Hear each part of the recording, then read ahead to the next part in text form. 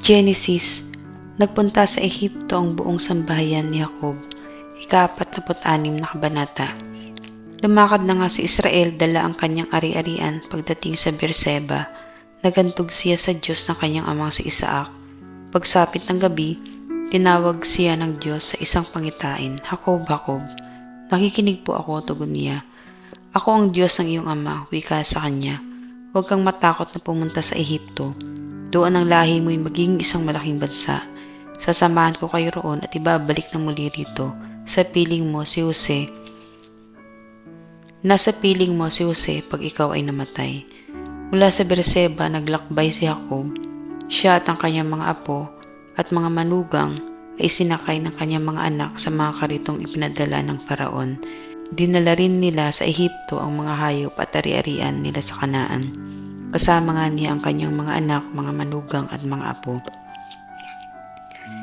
Ito ang talaan ng angkan Israel na nagpunta sa Ehipto, si Jacob at ang kanyang mga anak at mga apo, si Ruben na kanyang panganay at ang anak nitong sina Enoch, Falu, Hezron at Carmi, si Simeon at ang mga anak nito na sila Jemuel, Jamin, Ohad, Hakin, Sohar at si Saul na anak ng babaeng Kananeya, si Levi at ang mga anak nitong sina Gerson, Koat at Merari, si Juda at ang mga anak nitong sina Sela, Fares at Sara. Si at Onan ay namatay sa Kanaan. Ang mga anak ni Fares na sina Hezron at Hamul, si Isakar at ang mga anak nitong sina Tola, Puwa, Job at Simron, si Zabulon at ang mga anak nitong sina Sered, Elon at Jalil. Ito ang mga anak at apo ni Jacob kay Leah na pawang ipinanganak sa Mesopotamia. Kabilang dito si Dina, ang anak na dalaga ni Jacob. 33 silang lahat. Kasama rin sa talang ito si Gad at ang mga anak nito na sina Sifion, Hagi, Suni, Esbon, Eri, Arodi at Areli. Si Aser at ang mga anak nito na sina Jimna, Iswa, Isuwi, Beria at mga babaeng kapatid nilang si Sera. Ang mga anak ni Beria ay sina Heber at Malkiel. Ang mga anak at mga apo ni Jacob kay Silpa, ang aliping ibinagay ni Laban kay Leah ay 16. Kabilang din sa talang ito ang mga anak at mga apo ni Jacob kay Raquel, sina Jose at Benjamin, sina Manases at Ephraim, ang anak ni Jose kay Asenat, anak ni Potifera, na saserdote sa Heliopolis. Ang dalawang ito'y sa Ehipto isinilang. Ang mga anak ni Benjamin na sina Bela, Beker, Asbel, Gera, Naaman, Ehi, Ros, Mupim, Hupim at Ard. 14 ang mga anak at mga apo ni Jacob kay Raquel. Kabilang pa rin dito si Dan at ang bugtong niyang anak na si Husim, si Neptali at ang mga anak nito na sina Jasil, Guni, Jeser at Silem. 7 ang mga anak at mga apo ni Jacob kay Bilha, ang alipi ibinigay ni Laban kay Raquel. 66 ang mga anak at mga apo ni Jacob na nagpunta sa Ehipto. Hindi kabilang dito ang kanyang mga manugang. 2 ang naging anak ni Jose sa Ehipto. Kaya ang kabuang bilang ng sambayan ni Jacob na natipon doon ay 70.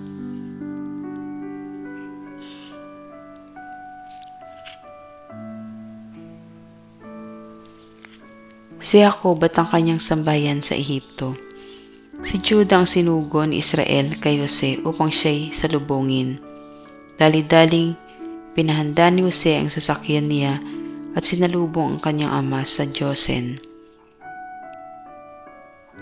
Nang sila'y magkita, agad niyang niyakap ang kanyang ama at napaiyak siya sa tuwa. Sinabi naman ni Israel, "Ngayon handa na akong mamatay pagkat nakita na kitang buhay." Sinabi ni Jose sa kanyang mga kapatid at sa buong sambayan ni Jacob, "Ibabalita ko sa Faraon na dumating na kayo buhat sa Kanaan. Sasabihin kung kayo'y mga pastol, dala ninyo ang inyong mga kawan at lahat ninyong ari-arian.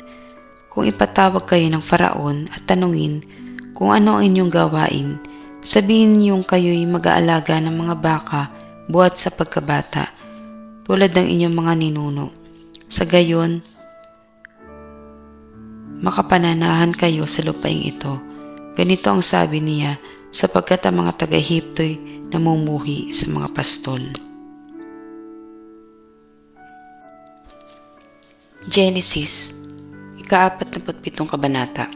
Isinama ni Jose ang 5 sa kanyang mga kapatid at nagpunta sa Faraon. Sinabi niya, dumating na po ang aking ama at mga kapatid buhat sa Kanaan, dala ang kanilang mga kawan at lahat ng ari-arian.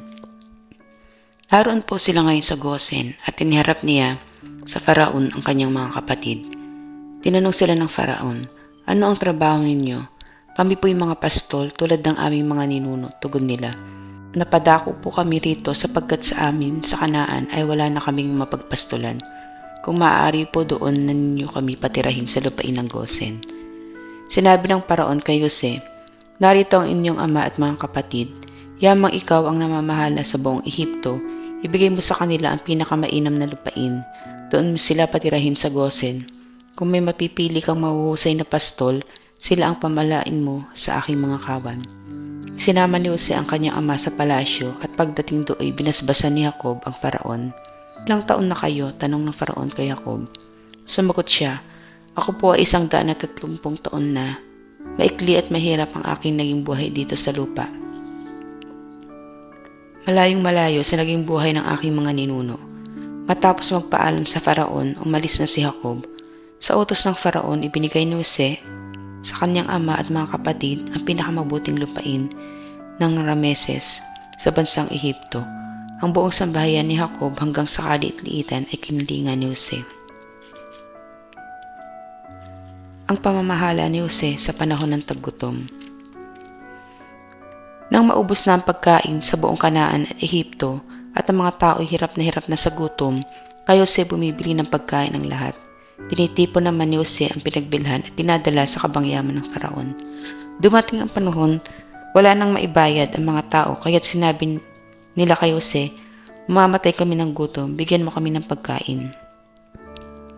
Kung wala na kayong salapi, wika ni Jose, hayop na lamang ipalitin niyo sa pagkain ibibigay ko sa inyo. At kayo niya ang kanilang ginawa. Pinagpalit nila ang kanilang mga kabayo, tupa, kambing, baka at asno sa pagkain kinukuha nila. Ilang taon silang binibigyan ni Jose ng pagkain bilang kapalit ng mga hayop. Nang sumunod na taon, lumapit na naman sa kanya ang mga tao. Sinabi nila, hindi namin maikakaila sa iyong kamahalan na ngayon ubos na ang lahat naming salapi at mga hayupan. Wala na pong nalalabi sa amin kundi ang aming katawan at bukirin. Kaya tulungan naman ninyo kami. Huwag ninyo kaming bayaang mamatay sa gutom at matiwangwang ang aming lupain. Bigyan ninyo kami ng makakain at binhing pananim na kami huwag mamatay. Payag na po kaming maging alipin ng Faraon at masanla sa kanya ang aming lupain.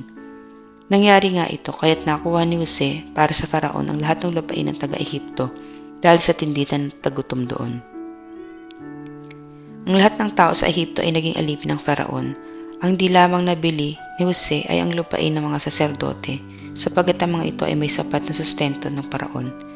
Sinabi ni Jose sa mga tao, ngayon nakabili na kayo at ang inyong mga lupain para sa Faraon.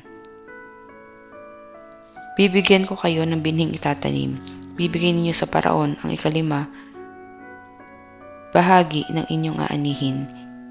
Inyo na ang nalalabi para itanim uli at maging pagkain ng inyong sambayan. Sumagot ang mga tao, napakabuti niyo sa amin. Niligtas niyo kami. Handa po kaming maglingkod sa Faraon. Mula noon ginawang batas ni Jose sa lupain ng Ehipto ng 5 bahagi ng ani ay para sa Faraon. Umiiral pa hanggang ngayon ang batas na ito, maliban sa lupa ng mga saserdote, pagkat ito hindi saklaw ng Faraon. Huling habilin ni Jacob. Mga Israelita ay yumaman sa Ehipto at dumami ang kanilang lahi. 17 taon tumira roon si Jacob at umabot siya ng 147 taon. Nang maramdaman niyang malapit na siyang mamatay, tinawag niya si Jose at sinabi, lagay mo sa pagitan ng aking mga hita ang iyong kamay at ipangako mong magiging tapat ka sa akin. At hindi mo ako ililibing sa Ehipto. Ipipisan mo ako sa libingan ng aking mga magulang. Masusunod po ang nais ninyo, tugon ni Jose. Sinabi ni Jacob, kung gayon, sumumpa ka sa akin. Nanumpa nga si Jose at si Jacob ay yumuko sa may ulunan ng higaan.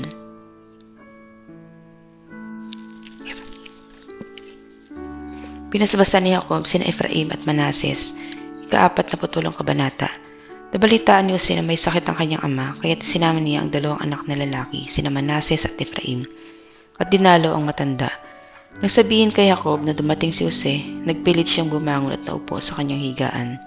Sinabi niya kay Jose, nang ako'y nasa luz, napakita sa akin ang Diyos na makapangyarihan sa lahat at binasbasan ako. Sinabi niya na darami ang aking mga anak. Ano pat ang aking lahi ay magiging isang malaking bansa, at ibibigay niya sa kanila ang lupaing iyon habang panahon. Ang dalawang mong anak na isinilang dito sa Ehipto bago ako dumating ay ibibilang sa aking mga anak.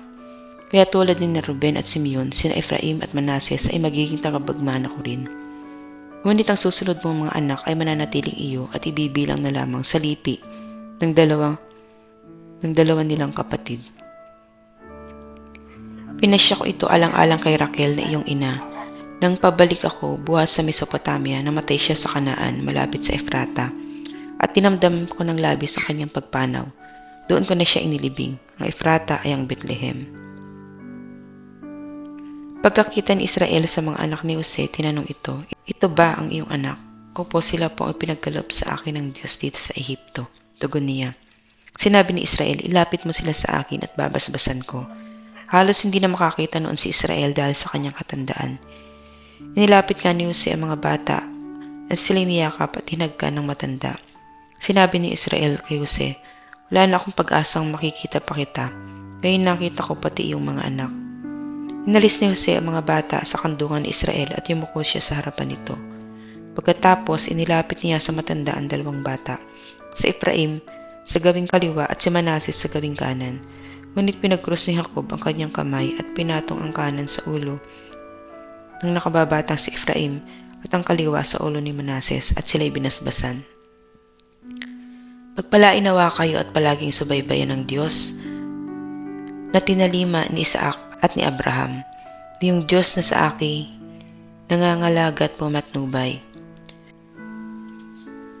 Simula sa pagkabata at magpahanggang ngayon paman, at pati niya ang anghel na sa akin ay nagligtas. Pagpalain nawa kayo, tanggapin ang kanyang basbas, ang ngalan ko at ang ngalan ni Abraham at ni Isaac. Maingatan nawa ninyo at taglayin oras-oras. Nawa kayo ay lumago, dumami at lumaganap. Nang makita ni Jose ang ginawa ng kanyang ama, hinawakan niya ang kanang kamay nito upang ilipat sa ulo ni Manases. Wika niya, ito po ang matanda ama, sa kanin niyo ipatong ang inyong kanang kamay. Ngunit sinabi ni Jacob, alam ko iyan anak, alam ko. Alam ko magiging dakila si Manases, pati ang kanyang mga anak. Ngunit lalo magiging dakila ang nakababata niyang kapatid. Ang kanyang lahi ay magiging dakila ang mga bansa. Sinabi pa niya ito, Yoong mga Israelita sa Diyos ang hihilingin. Yamang kayo pinagpala, sila may pagpalain din. Sa kanilang kahilingan, ganito ang sasabihin, kayo nawa ay matulad kay Ephraim at Manases. Iyan ang nangyari kung paano nauna si Ephraim kay Manases. Pagkatapos nito, sinabi ni Israel, Jose, ako'y mamamatay na, ngunit huwag kang mababahala. Sasayo ang Diyos at kayo ibabalik niya sa lupain ng inyong mga ninuno. Ikaw ang tanging magmamana ng Sikhem na natamo ko sa pakikipagbaka laban sa mga Amoreyo.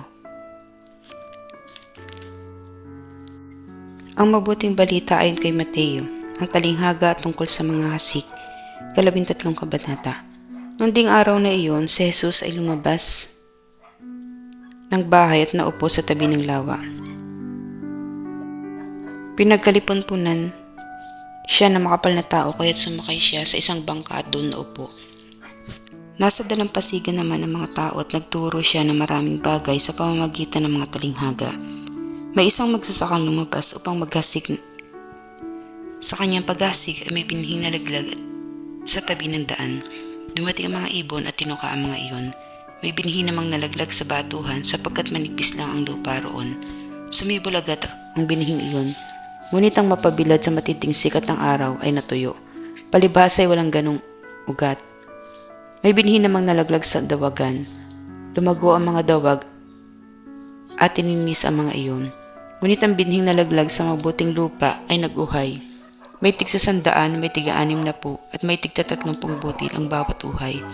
Ang may pantinig ay makinig. Ang layunin ng mga talinghaga. Lumapit ang mga alagad at tinanong si Jesus, bakit po ninyo dinadaan sa talinghaga ang inyong pagsasalita sa kanila? Sumagot siya, pinagkaloob sa inyo na malaman ang mga lihim tungkol sa paghahari ng Diyos, ngunit hindi ito pinagkakaloob sa kanila, sapagkat ang mayroon ibibigyan pa at mananagana, ngunit ang wala kahit ang kakaunting nasa kanya ay kukunin pa. Nagsasalita ako sa kanila sa pamagitan ng talighaga, sapagkat tumitingin sila, ngunit hindi nakakikita, at nakikinig ngunit hindi nakaririnig ni nakauunawa. Natutupad nga sa kanila ang hula ni Isaias na nagsasabi, makinig man kayo ng makinig, hindi kayo makauunawa, at tumingin man kayo ng tumingin, hindi kayo makakikita. Sapagkat naging mapuro lang isip ng mga taong ito, mahirap makarinig ang kanilang mga tainga, at ipinikit nila ang kanilang mga mata. Kung di gayon, di sana'y makakita ang kanilang mga mata. Nakarinig ang kanilang mga tainga, nakaunawa ang kanilang mga isip, at nagbalik loob sa akin, at pinagaling ko sila, sabi ng Panginoon. Mapalad kayo sapagkat nakakikita ang inyong mga mata at nakaririnig ang inyong mga tainga. Sinasabi ko sa inyo, maraming propeta at matutuwid na tao ang nagnasa makakita sa inyong nakikita, ngunit hindi ito nakita, at makarinig sa inyong naririnig, ngunit hindi ito napakinggan. Paliwanag sa talinghaga tungkol sa mga hasik. Pakinggan nga ninyo ang kahulugan ng talinghaga tungkol sa mga hasik. Ang mga nakikinig ng salita tungkol sa paghahari ng Diyos ngunit hindi nakauunawa nito ay katulad ng mga binhing nahasik sa tabi ng daan. Dumarating ang masama at inaagaw ang nahasik sa kanilang puso. Inilalarawan ng binhing nahasik sa kabatuhan ang nakikinig ng salita at masayang tumatanggap nito kaagad, ngunit hindi ito tumitingo sa puso nila kaya't hindi sila nanatili. Pagdating sa mga kapighatian o pag-uusig dahil sa salita, agad sila nanlalamig. Inilalarawan naman ng nasik sa dawagan ang nakikinig sa salita, ngunit naging abala sa mga bagay ukol sa mundong ito at naging maibigin sa mga kayamanan, anupat ang salita'y nawalan na ng puwang sa kanilang puso, kaya't hindi nakapamunga. Ay nilalarawan ng nahasik sa matapang lupa ang mga nakikinig sa salita at nakauunawa nito. Sila'y namumunga, may tig 100, may tig 60 at may tig 30. Ang talinghaga tungkol sa damo sa triguhan. Inilahad din ni Jesus ang talinghagang ito sa kanila. Ang paghahari ng Diyos ay tulad nito. May isang taong nagasik ng mabuting binhi sa kanyang bukid. Isang gabi, samantalang natutulog ang mga tao, dumating sa kanyang kaaway at nagasik na masasamang damo sa triguhan. Nang tumubo ang trigo at nagkauhay, lumitaw rin ang masasamang damo. Kaya't lumapit ang mga alipin sa puno ng sambahayan at sinabi rito, hindi po ba mabuting binhi ang inihasik ninyo sa inyong bukid? Bakit po may damo ngayon? Sagot siya, isang kaaway ang may kagagawa nito. Tinanong niya sa mga utusan, bubunutin po ba namin ang mga iyon? Huwag, sagot niya, baka mabunot pati trigo. Hayaan na ninyong lumago kapwa. Hanggang sa anihan, pag-aani sasabihin ko sa mga tagapag-ani, tipunin muna ninyo ang mga damo at inyong pagbikis-bikisin upang sunugin at ang trigo'y inyong tipunin sa aking kamalig.